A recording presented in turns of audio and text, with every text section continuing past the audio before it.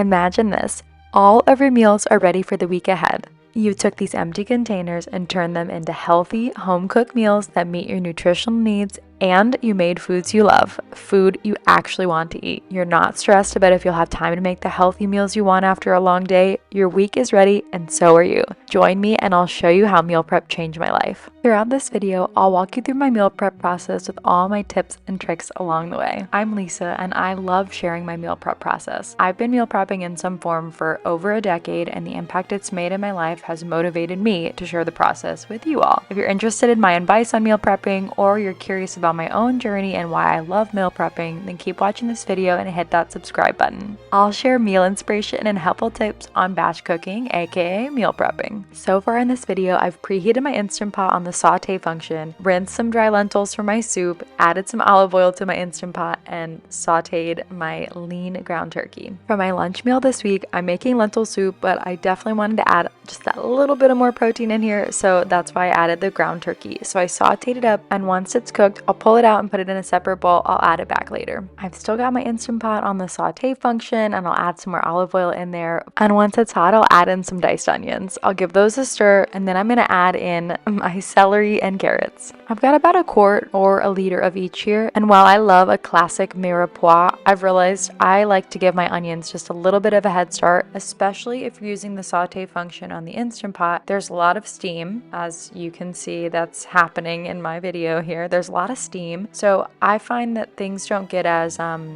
sauteed. They don't get as much caramelization as I want. So that's what I find. I don't like to add them all at once. Because the Instant Pot is smaller, there is all that steam, and what will help draw out some more moisture is the salt. So I'll add that in next, and I'll follow it with some pepper. You can see my little technique. I always give both of them a little shake so we can avoid dumping the whole thing in. I also added some really finely chopped garlic. I'll stir and saute all that goodness for a bit. Once I can really smell the garlic, I know it's there. I'm going to add in some low sodium chicken broth to deglaze my pan. I found that I prefer to deglaze with just a little bit in the Instant Pot, so I can really be sure that there's no caramely anything burned on the bottom, because as we know, that's not a fun Instant Pot moment. Food burn, avoiding that. I'm always avoiding that at all costs. Then I'll add the rest of the chicken broth in here. I ended up needing another package as well. This one's a little more dense, so I'm also adding some water. Because I know how much my lentils will soak up in this setting, in this pressure cooker situation, I'm adding another container of water because there's so much flavor from everything in here. It's really fine. It won't taste watered down. So I'll grab my rinsed lentils and I'll now add them in here too. And by all means, use all broth if you want to, but in this economy, this girly, she's gonna use some water in here. So I'll get that stirred. This would be a really easy one to not add meat and just make completely vegetarian using vegetable broth instead of chicken broth too. But since I'm not vegetarian, I'm adding in that ground turkey, and I'm also going to add in some fresh thyme. And I kind of got tired of pulling the fresh thyme off of all the stalks, so I just kept them all in one bunch. I know people tie them together, but I was like, I don't have any of that little twine. I'm just gonna stick them in there, and I'll remember to pull them out when I turn the Instant Pot off. So there you go. Your kitchen, your rules. Next, I'm gonna get the Instant Pot set. I'm gonna cook it on low for an hour because everything's already cooked. I just really wanna use the Instant Pot to buy me that long simmer time. Love that. And now we'll get on to the next. Most often, I start the Instant Pot, whatever I'm making in the Instant Pot first, because then it can go and I don't have to think about it. So I diced a very large sweet potato, and I have boiling water from my kettle here. I'm adding on top of them. I'm going to bring these to a boil. I'm going to give them a stir. And honestly, this is kind of my way of steaming them, so to speak. I'm just going to let them soak up some of this excess water here. Some of it will evaporate too, but once they get to the stage where they've soaked up some water, they'll also be soft. I can kind of squish them a little bit too, and I'll add in some spices there too. I'm adding in a generous amount of cinnamon, nutmeg, clove powder, ground ginger, and for me, this is the perfect balance. I'll stir these up really well, get all of these spices incorporated and mixed into the sweet potato, and once I do, I'm going to add some honey in here too. I want to add just a little bit of sweetness. Don't like overly sweet oatmeal. So I'll add that honey in there. The heat's still on at this point, so I'm just going to do this rather quickly. And I find doing it like this really just gets the seasoning and flavor in there really well. So I'll add some of the hot water that was in my kettle from before and refill if as needed. Here I'll just deglaze this pan. So I'm trying to get all of anything that's stuck to the bottom, trying to get it off, and that way there's nothing burned on the bottom there. And once you're happy that everything looks like it's not stuck to the bottom anymore, you can add some more of that water in. Again, this is the boiling water from my kettle. I love doing this. It just makes it go that little bit faster, which when I'm meal prepping and I'm cooking for a long time, that matters a lot to me. So now I'll add in my rolled oats. I also love the container that my oats are in. It makes it really easy to buy oats in bulk and know that they're stored properly. I love this container. I'll see if I can find the link for y'all. I definitely didn't buy it off Amazon. I think that I actually bought it at Macy's, but I digress. I'll see if I can find it for you guys because I love this container. Recommend it to anyone. All right, so now that we're all stirred here, I'm gonna add some more water in too, because for me, I know when I'm making oatmeal for meal prep, I need to bring the water up to the rivet on the pan. Right up to there is really the good spot for enough oatmeal for me and my husband. So I'll get that stirred in and the lid on, got it simmering, and we'll let that get to work on low heat. Side note here too, maybe oatmeal seems like it's a boring choice for breakfast, but I just have found over the years if I make it week after week, but I change the flavor, it doesn't bother us at all. So just a little note, change the flavor and it won't feel like you're eating the same thing week after week. So I'll get started on my next meal here. I'm gonna get my pan hot and I'll remove my chicken that was marinating in the fridge overnight. Yum yum. The dish I'm making for dinner is one I'm so excited to share with you all. It's so different from anything I've meal prepped in the past and really got me out of my comfort zone and into a really deep mindset of cultural appreciation. So Yassa au poulet or Yassa chicken is a traditional Senegalese dish and it's commonly found across Western Africa. And I was inspired to make it after purchasing Fonio from the brand Yolele. I'll share more about this later. So I didn't grow up cooking or eating African foods, but my husband was born and raised in the Republic of the Congo, which is in Central Africa. So learning more about Congolese and African culture as a whole has become a really meaningful part of my life, especially the French-speaking parts of Africa. Et je te dis tous les jours. And while this dish isn't a traditional Congolese meal, it is important to me to appreciate dishes across the continent. And I think that's a really important distinction in appreciation versus appropriation. I recently read Marcus Collins' book, For the Culture, and he makes a great point about the difference between appreciation and appropriation. He writes, appropriation is the act of taking one's cultural markers, ignoring their original significance, and assigning a new meaning to them. Appreciation, on the other hand, is an act of honoring another group's culture, which requires first respecting who they are and learning about what these markers and practices signify. Cultural appreciation is an act of curiosity, a desire to understand the history and context of a community's cultural work. My curiosity is what fuels my desire to learn more about cultures in Africa, and in this context, to honor the incredible people who've made these dishes for ages. So brands like Yolele and legendary chef Pierre Thiam inspire me greatly. I definitely need to get my hands on his cookbook. The one that I have my eye on is the Fonio cookbook because I'm really enjoying learning and appreciating dishes like these. And one of my deeply held beliefs is in the power of food and gathering and cooking and sharing, especially across cultures. So I'm happy to share the steps I took for meal prep, but if you're curious about this recipe, I would encourage you to go to the source and learn from the experts. So far I added a ton of onions, lime zest and juice, smoky and hot chili powder, salt, diced chicken, and a drizzle of olive oil. And for the fun part, I picked up these little peppers at the African market near my house. They weren't labeled as Scotch bonnet peppers, but I believe they're close to it.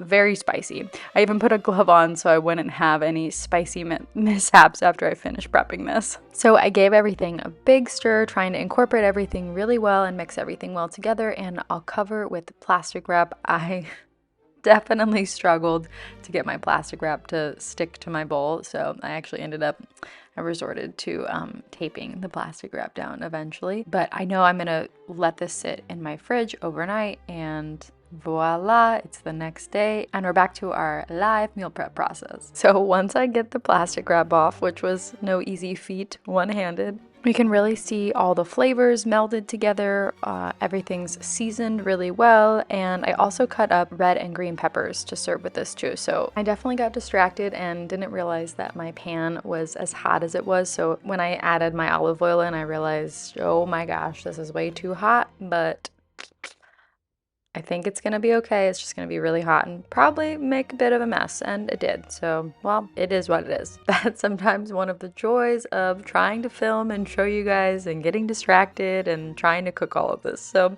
yep, I just made it work. So I added about half of this mixture in, and once I did, it really cooled down the pan because the mixture was cold, so it helped to dissipate some of that heat. And I, of course, turned the heat down quite a bit. So, yep, I just made it work. That's why there's a fire extinguisher nearby, always, just in case. So I'll put the lid on that, and again, it's on low now, and I'm just gonna let it simmer for a bit. I'm gonna hop back to my oatmeal and check on it here. It's looking absolutely beautiful, and after I give it a stir, I can really see it's a beautiful texture. It's cooked enough. I'll stir it up, turn the heat off, and then put the lid on and let it just sit for a bit too. And I just love oatmeal for breakfast. Really, it's so easy to prepare. It's inexpensive. It's really nutrient dense, and I just learned the other day that there's some charlatans on the internet trying to tell you oatmeal is bad for you and it spikes your blood sugar and blah blah blah and glyphosate, all this stuff that they don't really understand. So forget that nonsense. Keep eating oatmeal. It's delicious. It's good for you. I digress. We'll jump back over to our chicken. I really wanted to make sure that the chicken was cooked all the way through here, and I decided to add a little bit of water to this batch too because I really didn't want my pan to be, it was completely burned. So I wanted to pull some of that off. I definitely could have added broth instead of water. That probably would have been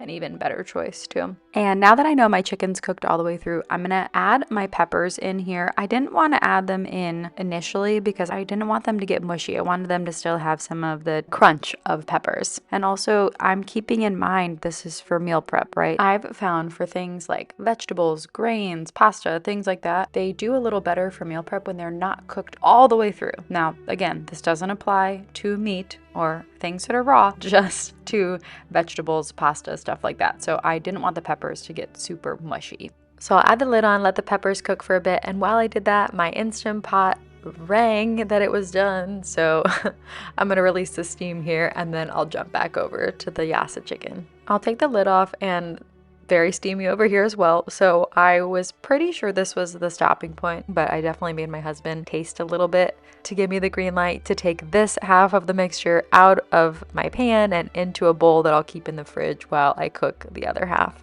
And especially because I'm cooking in big batches, I don't always have the proper, pan size to cook it all at once. This isn't an industrial kitchen, although that'd be cool. So don't always have the proper pan size to cook everything. So a lot of times I'll have to cook half, put it in the fridge. And sometimes I show that on camera. Sometimes I don't. I swapped the spot in the fridge with the bowl that contained the other half of the uncooked chicken. So I'll add that in with some olive oil and get that going here. And you all always ask me the best questions about food safety, and I try to answer them as best I can. Happy to answer more questions, but it's definitely important to keep things in the fridge, especially like things like this raw meat. I don't have a timer set for how long it would have been sitting out, but I definitely wouldn't have left it sitting out on the counter while I cooked half and made half. So yeah, that's just like a food safety thing. And also sometimes I guess the magic of what I'm trying to show you all too, I don't always show you that, after I cook something, I keep it in the fridge really for the video, I guess, more than anything. And yeah, I could definitely do a better job about sharing that. So tell me if you want to see more of kind of that process. I don't know. It's kind of like behind the scenes, but I'll share it if it makes you guys happy. So I'll let that keep cooking. I'll put the lid on that and I'll come back over to my Instant Pot now that I know my steam's all dissipated here. Well, for the most part. So I'll get the lid off here. Careful with all that hot liquid when you take the lids off too. And it's looking beautiful. Remember when I said I would remember to grab that big bunch of herbs that I put in here? I did, but not until after I stirred it a little bit. So I fished those out here, drained that liquid, and yeah, did my best to not throw too much of the soup in there too. So I had a bag of Tuscan kale from last week I didn't use. I thought I was going to use it. I didn't use it. And so I threw it in the freezer, and I'm going to throw it in my soup. But first, since it's frozen, I'm going to instead of trying to chop all this up even finer, I'm just gonna squish it when it's still frozen, and it'll break into a billion zillion pieces, really small pieces, and then I can add that into my soup directly. Again, this liquid is still very, very hot, so it's cooking it just enough that it's gonna be great. So that's a great hack. Frozen things like that, you can squish up, they'll break, you don't have to chop them. Love that for us. So we'll stir this, we'll let it sit and cool off, and when needed, we'll put it in the fridge. And now we'll jump to the best part, finally making our fonio from Yolele. This is that Yassa chicken flavor. I zoomed in so you can see the tiny fonio texture, and also flipped over the back so you can read more about their purpose and their mission, and about Fonio too. And I'm sure after you learn more about the brand and you see what I'm making and try it for yourself, you're gonna fall in love just like I did. And Yolele, if you're seeing this, I would absolutely love to work with you folks and to keep appreciating, promoting, and supporting your mission to create economic opportunities for West African farmers, champion biodiversity and climate smart agriculture, while sharing the beauty of African food and ingredients. Because I can definitely say Fonio is a new staple in my pantry. And back to cooking, I made the fonio per package directions, and I removed it from the heat, and I'll get back to my Yassa chicken the last round. So I'll take the lid off here. Everyone's looking great, it's looking good, and I'm gonna add the remaining peppers in here and let them continue cooking. And we're almost done with meal prep. And there's absolutely always a point when cooking and editing and filming and all these things that I go a little bit crazy. You guys can probably tell. You can probably tell when I'm getting a little loopy here. So thanks for making it this far with me. I sincerely appreciate it. And just like that, my fonio is fully cooked. I realized it said to fluff with a fork, so I used a spoon. Next time I'll use a fork. And even though I messed up, it turned out absolutely great. Look at that texture. It's so beautiful. Of course, I also had to give it a little taste test before I put it into the meal prep containers, and it did not disappoint. And to me, the only similar thing I've ever had might be couscous or pastina, but absolutely incredible. You have to try it. Our second batch of our Yassa chicken is done, and now we're on to maybe my favorite part, because that means I'm almost done. It's time to assemble and plate all of our meals, and we're gonna start with breakfast. I grabbed my oatmeal to plate first. We'll give it a stir. Since it's been thickening for a minute, look at that beauty. And I'm gonna grab a measuring cup just to make it a little easier to get it into the bowls than trying to like wooden spatula it in. I don't know. Can you tell we're at the delirious part of me doing this process? Yep, we made it. And delirious or not, even though sometimes this process is so challenging for me for many reasons, it's always worth it every single time. The trade-off is always worth it to me, and the space that it creates in my brain to do all of the other things I want to do, it's so freeing. I know that by doing this, I don't have to stress or worry about what I'm eating anytime during the week. And I also don't have to stress and worry about overspending on eating out or eating food that doesn't align with my health and fitness goals. As you all know, meal prep, I'm a fan. And maybe there's something to that kind of choose your hard mantra, right? The other thing that always comes to mind is discipline equals freedom, which yes, I mean, I get down with, I support, but I can see the nuance there of why that's not always a great thing to say and promote. But there's definitely something in the choose your hard. So sometimes, if I'm being completely honest with you all, meal prep is not what I want to do. It's not really how I want to spend my day, my time, but it is always worth it to me. It's the hard road that I would choose every single time. I'm sold, and I'll get back to my process. So you saw me bring the soup over. I'm getting these into the bowls, first for me and then for my husband. And yeah, we're moving right through our assembly process.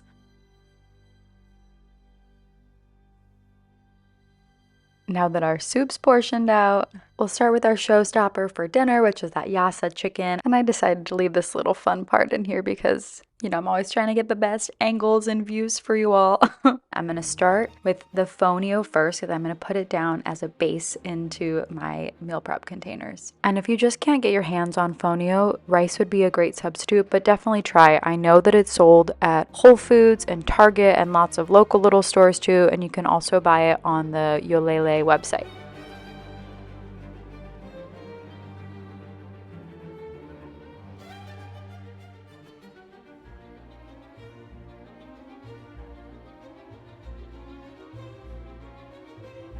So once I've got my fonio down into all my bowls, I'm gonna bring my chicken over. Look at that, it smells great, it looks beautiful. I'm so excited to serve it. And I also had the first batch that was cooling in the fridge, so just for, presentation purposes, I'll put it back into the into one container. And you guys know me, I don't waste anything, so I had to get those last little remaining onions and peppers in there, and we're all set. And overall, I was so happy with how this turned out. I really wasn't sure how I would do and how it would do as a meal prep meal. I had a good feeling. Obviously, I had a good hunch or wouldn't have made it, but it was absolutely fantastic for meal prep and really, I'm so happy to share this with you guys. And maybe if you've been around for a while, you notice that I don't really repeat meals super often. I try to make meals that are all different and really change the flavor up week after week. This definitely hit the mark for all of those things for me. And it also matters a lot to me to cook meals from different cultures, again, with that viewpoint of being really appreciative and curious about different cultures, different foods, different ingredients, different flavors, especially from the ones that I grew up eating.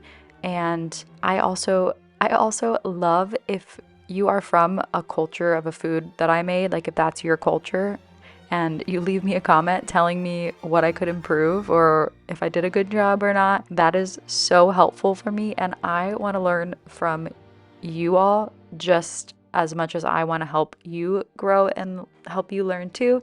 So please keep sharing those comments and keep asking questions. I am here to learn and to grow alongside you too. That is absolutely a part of my professional goal, I'll say, with this YouTube channel, with my channel, is to really create a community where everyone can learn and grow together. So that's in the works. And the other thing I'm committing to is getting out my ebook to you all.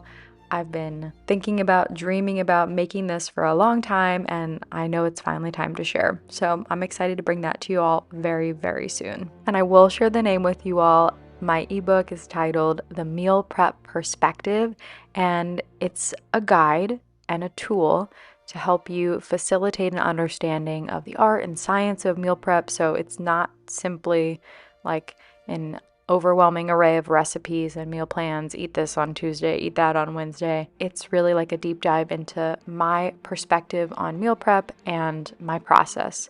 So I'm really excited to share that with you all very soon. Thank you so much for your time and attention. I sincerely appreciate it. We finished our meal prep process for today, and I am so grateful you're here. So thankful. Comment below and let me know what questions you have, and I'll see you next week. Take care.